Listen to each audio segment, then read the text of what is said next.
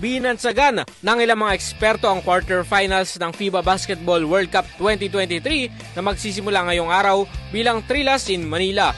Unang ginamit ang mga pamosong titulo noon pang taong 1975 na Trila in Manila na naglagay sa Pilipinas sa kasaysayan dahil sa iconic fight noon ng mga boxing legends na sina Muhammad Ali at Joe Frazier na nangyari sa Araneta Coliseum. Sa pagkakataong ito, sorpresa naman ang ilang teams na pumasok sa quarterfinals ng FIBA World Cup na kinabibilangan ng Canada, Germany at Latvia, habang nandyan din ang mga powerhouse teams gaya ng Lithuania, Serbia, Italy, USA at Slovenia.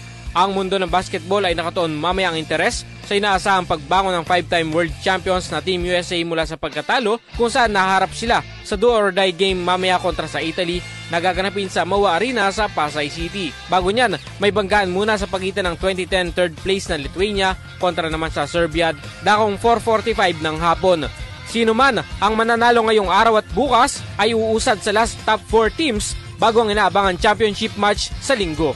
Para sa ating RMN Sports, ako si Radyo Manjairos Peña, Florida, Tatak RMN.